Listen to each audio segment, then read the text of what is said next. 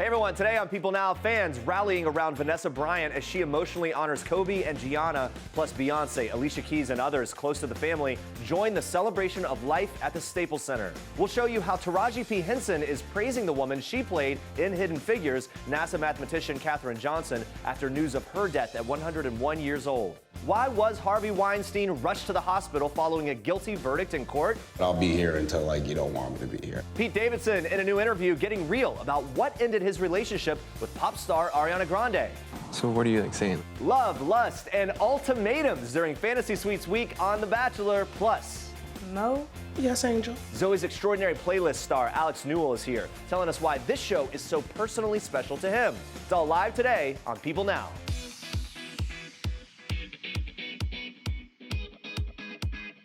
Hey, happy Tuesday, everybody. Welcome to People Now. Flying solo today. Andrea's under the weather. Andrea, get well soon and come back quick. All right, lots to get to today, but we start off on a somber note with this sweet moment shared by Beyonce and Vanessa Bryant on Monday at the celebration of life for Kobe Bryant. Beyonce was captured comforting Vanessa after she was overcome with emotion at one point during that memorial, which was held at the Staples Center in Los Angeles. Earlier in the day, Beyonce opened the tribute by performing two of her hits in a yellow outfit that was in honor of Kobe Bryant's Lakers jersey color.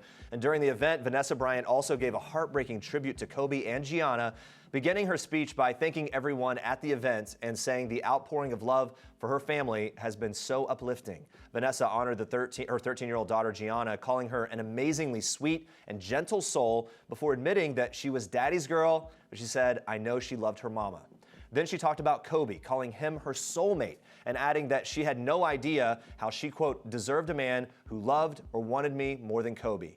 Vanessa concluded her emotional speech by saying that Kobe and Gianna were so easy to love and remembering how they were so full of joy and adventure. Former NBA star Michael Jordan broke down during his speech, saying that when Kobe died, quote, "a piece of me died." Jordan also had moments of humor when he poked fun at his infamous crying face meme, saying while wiping away tears that he would now have to look at another crying meme for the years to come. Meanwhile, Jimmy Kimmel, who acted as a master of ceremonies, also gave a tearful speech urging people to be grateful for life. Alicia Keys and Christina Aguilera gave emotional performances at the event as well. Celebs reacting to the event on social media. Lala Anthony writing in part that Vanessa Bryant was her MVP, calling her the strongest person she knows. Meanwhile, A-Rod posted a tribute video on Twitter praising Vanessa Bryant for showing the, quote, ultimate amount of strength with her beautiful speech. And both he and J-Lo were in attendance at the Staples Center. Gabrielle Union fired off a series of tweets, including this one, in which she called the event very healing to witness, and she was there with her husband, Dwayne Wade. The memorial came amidst news that Vanessa Bryant has filed a wrongful death lawsuit against the company that owned the aircraft in the tragic January 26 helicopter crash that killed Kobe, Gianna, and 7 others. Now watch this. Well, what's there tells a story if you read between the lines. The distance from launch to orbit, we know. Redstone mass, we know. Mercury capsule weight, we know. And the speeds are there in the data. You did the math. Yes, sir. I look beyond. Taraji P. Henson there playing NASA mathematician Katherine Johnson in the Oscar-nominated film Hidden Figures. Taraji is now paying tribute to the pioneer after news of her death on Monday at 101 years old. In an emotional and lengthy Instagram, Taraji thanks Johnson for all the work she's done, adding in part, "Because of your hard work, little girls everywhere can dream as big as the moon. Your legacy will live on forever and ever. You ran so we could fly."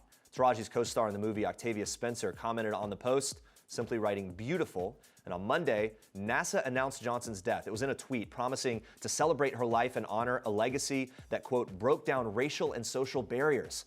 Johnson played a pivotal role in many of NASA's first space missions. She did trajectory analysis for America's first human spaceflight in 1961, and according to her NASA bio, was also the first woman in the Flight Research Division to get credit as an author of a research report 1 year earlier. One of her most memorable contributions came in 1962 when Johnson helped crunch the numbers that would control the trajectory of astronaut John Glenn's orbital mission, making sure that the IBM computer's calculations were correct. All right, we switch gears now. On Monday, when disgraced film producer Harvey Weinstein was found guilty on rape and sexual assault charges in a courtroom in New York City, his ex-wife Georgina Chapman was nowhere to be seen. Chapman, who married Weinstein in 2007 and announced their split in 2017, has kept a low profile since Weinstein was first accused of victimizing more than 80 women. The former couple, who shared 2 young children together, reached a divorce settlement in January 2018, with the source telling People at the time that Weinstein would pay Chapman a divorce agreement worth roughly $15 to $20 million. Chapman will also get primary custody of their children. The fashion designer spoke out for the first time about the allegations against her ex. That was in May of 2018 in a Vogue interview in which she said that she thought she had a very happy marriage and she was humiliated and broken by the revelations.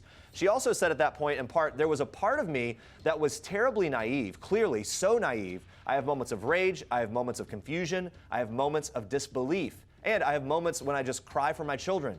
She added, what are their lives going to be? What are people going to say to them? They love their dad, they love him, I just can't bear it for them. After the guilty verdict was read in court, Weinstein was being transported to the jail on Rikers Island when he was rerouted and instead rushed to Manhattan's Bellevue Hospital after complaining of chest pains. His lawyer told USA Today that he was suffering from high blood pressure. All right, Pete Davidson opening up about the end of his engagement to Ariana Grande in an exclusive new interview with Charlamagne the God. Davidson shared how the death of Grande's ex-boyfriend, rapper Mac Miller, had impacted her. Take a listen. I was like, listen, I was like, I get it, do whatever you gotta do, I'll be here. I literally said, like, I think I said I'll be here until, like, you don't want me to be here. Like, I pretty much knew it was around over after that. That was really horrible. All I do know is that she really loved the out of him and she wasn't, like, you know, putting on a show or anything. She, that was up. And I hope, you know, I'm prayers to his family and all of his friends still. It's still everybody up. You know, when his music comes out and you see he makes great music, it's just awful. Grande ended things with Miller after nearly 2 years together before she and Davidson started dating in May of 2018. By mid-June, they were engaged, and then, less than 2 months after Miller's tragic death from an accidental overdose, Grande and Davidson broke off that engagement. A source close to Grande told People at the time that Miller's death was devastating and shocking to her, and they added that it had a huge negative impact on her life and made her rethink many things in her life. In Davidson's interview with Charlamagne the God, he also talks about his own struggles. He talks about rehab, the pressures of working on Saturday Night Live. He even talked about his dislike for comedian Louis C.K. It's a very eye-opening interview. It gets very candid. You should check it out.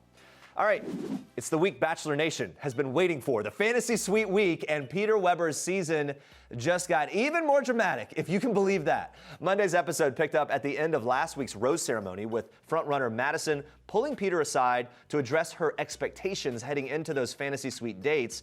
As she had explained on the show, but not yet to Peter, she is saving herself for marriage. Now, once they were alone together, Madison struggled for the right words, but eventually did tell him that she wasn't sure if she could move forward if he were to get intimate with the other women.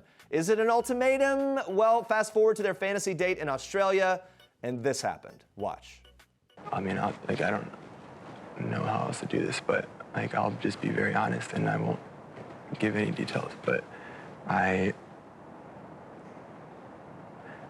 have been intimate, and I can't lie to you about that.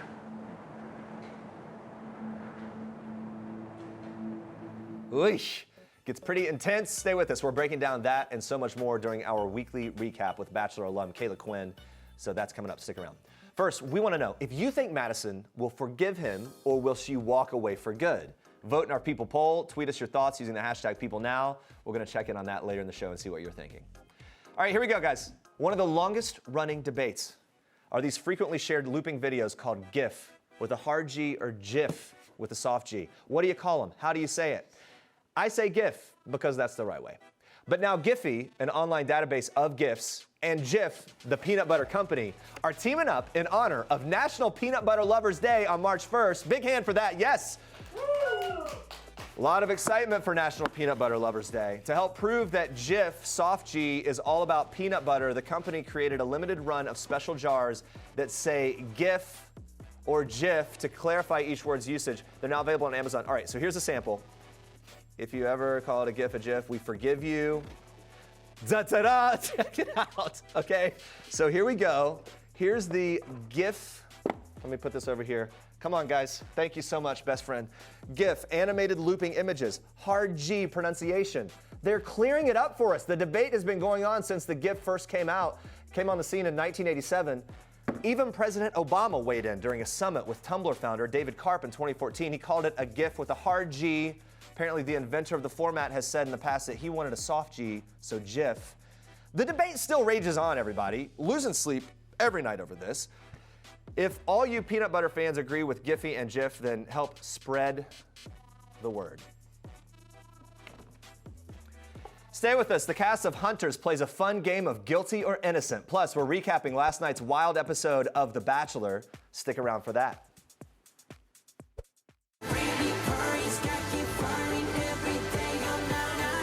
Oh yeah, the rain may be pouring, but BTS is on fire, everybody. The group performing their newest single, On, in New York City's one and only Grand Central Terminal. And that performance airing on Monday's episode of The Tonight Show starring Jimmy Fallon. Fallon said in a press release, quote, "We wanted to do something special for BTS and at the same time celebrate New York City. BTS really knocked it out of the park." That's what he said, and he wasn't kidding. 750,000 people are said to travel through that station every day, but it was completely cleared out for the band. During Monday's show, BTS also visited some other famous New York City spots. Fallon took them to the legendary Katz's Deli and on the subway to answer fan questions, play Subway Olympics, and more. When asked about the one person that they would most like to meet, RM said John Cena, because they all grew up watching WWE, which I think would be a really cool meetup.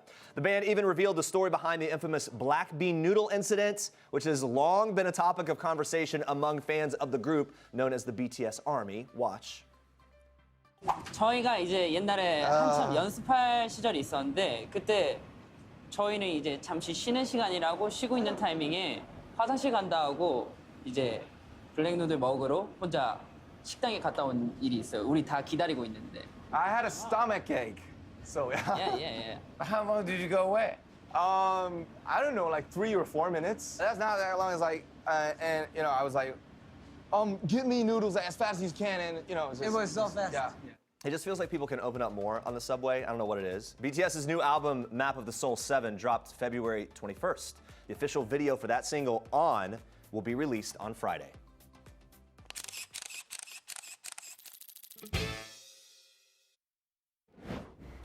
Mo, Yes, Angel. you just sang to me, like in a heart song way. Not in like a condescending, I'm gonna teach you the power of music kind of way.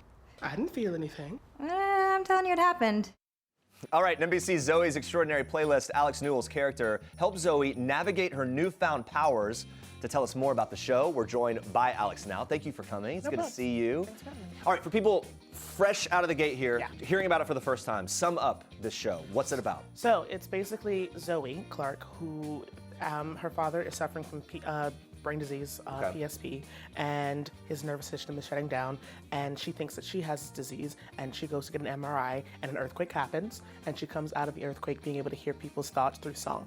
Which is such a great concept. Yeah. And it makes for a very fun show. It does. The new episode airing on March 1st is very special for you. You were telling our producer some about why it was particularly meaningful. It's because it's really my story of growing up in church and not being accepted always especially by the pastor. So, and then how does that play out in the show? So I'm hiding who I truly am by going to church as a full male representing person and not how I live my life outside of church. And so then that shift happens during the episode. Yeah. We see sort of some breakthroughs. Yeah. So we'll have to watch Yes, you to do. find out. We hear the last day of filming, there was a fire alarm. Oh it my was God. chaos. What exactly happened? So we're like filming the last scene of the episode and the fire alarm just goes off. And we've had like 4 not fire drills, but like fire alarms happen. And we're like, we finish the way we started. Okay. And so we're all outside. I'm in a off-the-shoulder gown just outside in Vancouver and it's raining. Is it freezing at that point or was it summer? So cold Okay, outside. okay. And I was just like, I didn't have time to get my coat. Also, the power went out up at our studio. And so everybody was just like peeing in the dark. So this was full chaos. Yeah, it's great. We're making a full musical television show with things happening. Well, then it's like, okay, now you've got memories. Yeah. Now you've got stories to tell Yeah. among the cast. Remember when that happened? Yeah, we laugh about it. All right. Sometimes. Okay, Jane Levy. Yeah. You spent a lot of time in scenes with her. She's my best friend. In real life? Yeah. Okay, tell me something about that. She is my best friend now, but Yeah. We have the best chemistry. She's like the easiest actress to work with. How does she react in a situation when fire alarms are going off and things She get crazy? gets a little kooky. We get into her car and we just sit there for hours. Oh, really? Yes. Like turn on some music? Yes, we have a jam sesh. We might go get some coffee, some French fries. I like that. You know. What was the key though? I mean, I guess you walk on a set, you work with different people on different projects, and you don't know how it's going to go. What was the key for you and Jane Levy? I think we just trusted each other a lot, and we were trying to figure each other out about how each of us act and what we don't like and what we do like. But at the end of the day, like we had like time to hang out outside of work with each other. And in Vancouver, not a ton going. There's so much happening. Oh, there is. Excuse me. I'm sorry. There's so much happening in Vancouver. There's not anything happening in Vancouver.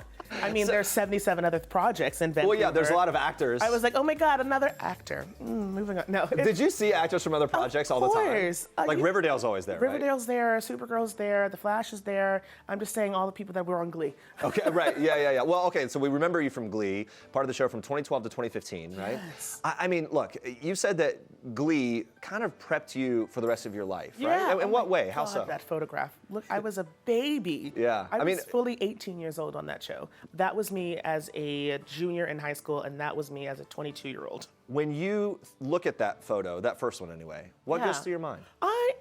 I had worked so hard. I mean, I was on the Glee Project before I was on Glee, and Glee Project really prepared me for Glee by like intensive hours and all the extra work and singing, dancing, acting in front of camera. And when I see this photo, I was just like, I worked so hard to get there because Glee was my favorite show. Yeah. And to like have the payoff and be there is just phenomenal. That's incredible. And fans have been excited to hear that you stay in touch with the cast. Yes. You guys seem like a real family. We are. You were just at Darren Chris's birthday party last week? No, 2 weeks ago. 2 weeks ago. So we had wrapped the season, and I got on a plane, and the first stop I made was Darren Chris's birthday party, and I ran into the entire Glee cast, and I said, oh my God, it is a reunion. Well, and at that point, is it like, oh, here's what I've been doing? Is everyone No, sharing everybody knows everything that we're doing. Oh, okay. Like, we just, I guess we keep up with each other. I see Darren far too often, allegedly. Look at all these photos. There's like your photo doing everything, and then back to that one. Okay. All right, let's take a quick listen to this. Oh, wait. Is that little thing you call a heart before we start? Boy, you can keep All right, you released this song earlier this month. I did. We're loving it. Take us behind the scenes, the inspiration behind the song, the video.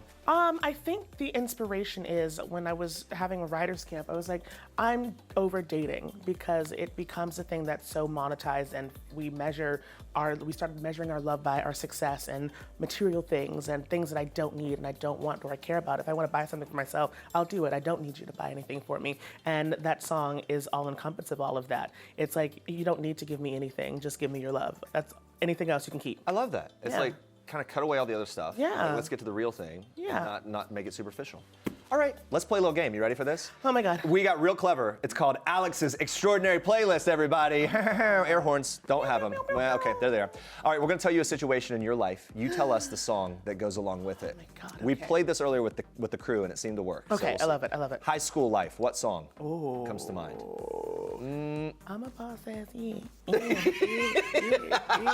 All right, how about this? When you make eye contact with that hottie across the room, what song is on that playlist? I'm a boss ass. Okay, it's a theme. There's a consistent theme here. You're in the midst of a night out on the town. Oh my God, I'm a boss Oh, ass it works everywhere. When the light for the perfect selfie hits just right, that glow. Hallelujah. There you go.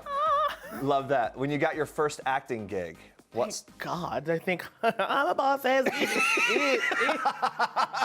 I was wondering if I was gonna have to prompt you with any songs. No. Because mine was gonna be Yummy for every single one. Oh my goodness. Right? I love that. Okay. For you. For me. Okay. Thank you very much.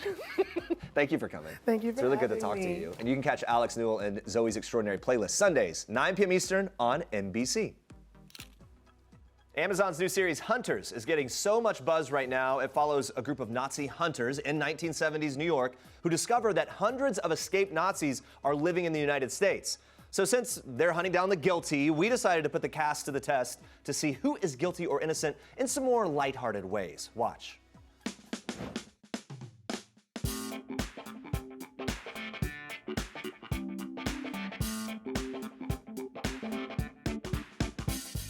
Oh, yeah, guilty. Oh, yeah, absolutely. Guilty, yeah. Lots of socks and underwear, anytime.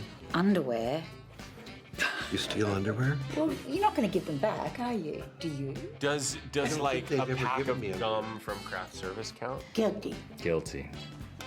I don't take anything that they don't approve, so innocent. Well, if that's the case, I'm innocent too. You would lift an entire tray of chicken from craft Nope, service. untrue. This is untrue. I'm being slandered publicly by my co-star. That is not true. Guilty. 100%. I mean, ever? No, I haven't done that Oh, in I years. do. I'm like so self-obsessed. I'm like, I need to know what people are saying, man. Guilty. Guilty. I think guilty. Even you? Oh my God, Carol. Oh, I do not. No. I do not. It's terrifying to do that, kind of. You're gonna see stuff you don't want to see. Innocent of that. Guilty. Guilty, yes. Come on, I mean, I'd be lying if I said I didn't Google myself or whatever it was. I'm curious what people have to say. Yeah. You're of guilty? course. Oh, yeah, definitely. I'm I totally love innocent. that gift you got me. I never. I think no. Oh, Innocent. some You're stuff. too thoughtful. Oh, thanks. Guilty. Guilty. Guilty. Guilty? There's nothing wrong with that. I don't feel guilty about it, though. To be honest, sometimes I've said that I'm regifting this gift because I know they would like it way more than we would. No. Yeah. Really? What was yours? Something that my parents gave me, and I was like, y'all, I have no use for this. Let me give this to my niece. No, not for me. I'll take what I'm given. Oh, really? Yeah. Nah. You didn't ask if we're guilty of murdering any Nazis, though, because that may have happened in real life. How do you think we got these roles? Yeah. It was quite an interesting audition process. This week is Fantasy Suite Week. I am in love with 3 women right now. And I have no idea how I'm gonna do this. All 3 of us will be like living together. Awkward. So awkward. It is kind of a black and white situation. These are the expectations I have for myself. These are the expectations that I have for our relationship. I wouldn't be able to move forward if you have slept with the other women. Woo! Dropping the mic. Here to break down Monday night's episode of The Bachelor is People Now producer Emma Zlotowitz. Hello, Emma. Hello. And Bachelor alum Kayla Quinn. Hello, Kayla. Hey. Good to see you both. All right, so Fantasy Week. Peter seems to have physical chemistry with all the women going in. Aside from the fantasy part, Kayla, what do you think were your predictions and how this was all going to go as we went into this week? I thought he would get more clarity, but I feel like he's even more confused than ever. Me too. Don't you? There's no front runner. It just feels like he's kind of falling in love with everybody. And as I was watching, I was kind of like, man, I felt like he wasn't really into it, like with that. I don't know. What were you thinking? I think this week is a total make or break because it really like solidifies who's going to be the final 2, who's going to meet his parents, and he doesn't seem to be like fully into any of them. You know what I keep saying? He's not given 100%. As I was watching, so. I was like, Hannah B is just chirping in the back of his mind. No, I think so. I really do. No, she's done. Do you think she's done? Okay, well, I can't handle that. I cannot handle how do we think the that. women are feeling right now? I mean, this for them is also make or break because they all want to be with him, and he's not 100% on either of them, and I think they all kind of feel that, and so now they have to figure out where his head is at. Let's talk about this. They head to Australia. It's amazing that they're going there. It's the biggest trip of the show this season, for sure. Hannah Ann scores the first overnight date. That, of course, comes with a lot of anticipation. Hannah's been seen as the front runner since the beginning in many ways. The first impression rose, a couple of group date, I mean, all that stuff. Hannah Ann and Peter spent the night together. Emma, how is this date going to impact the rest of their relationship? What do you think? So a week or 2 prior, he wasn't really sure how he felt about her because he thought maybe she was too young and too immature for marriage. And so this date really is going to be the make or break and the decision maker for him for like, is it worth getting married to her? Is it going to last? Yeah. What did you think about this with Hannah? I think it's a level playing field. I didn't see him like make any progress that he didn't make with the other women. Yeah. And, he does spend time thinking about her when he's not filming with her, like clearly with the lists that he's made, like 25 reasons why I love you, you name your clothes.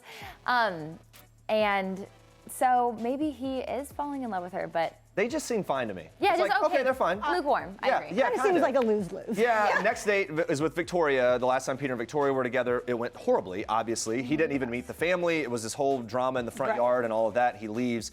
This date is obviously critical for them as they move forward. They do spend the night together. But what does this mean for Victoria and Peter? What do you think they were hoping to get out of this date? I think they were hoping to get better communication, and I think they probably did communicate throughout the night. They probably didn't sleep. Well, yeah, I mean, the physical chemistry was clearly there with them. Right. I don't know if they really improved their communication, but I think they just had more quality time. Yeah. I don't think there is any improvement in the communication Really? because in the middle of her conversation with her explaining like, this is why I always react the way I do, he goes, I'm not judging you, and she has a breakdown.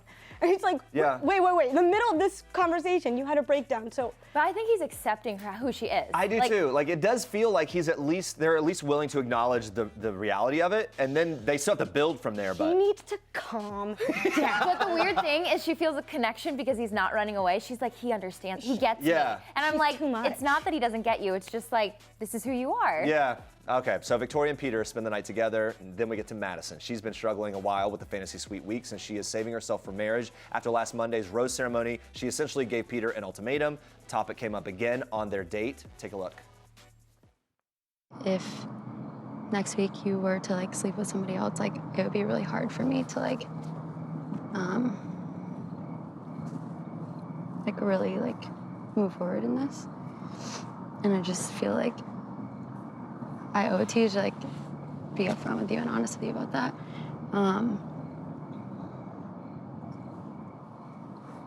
That is really important to me. So what are you like saying? Like if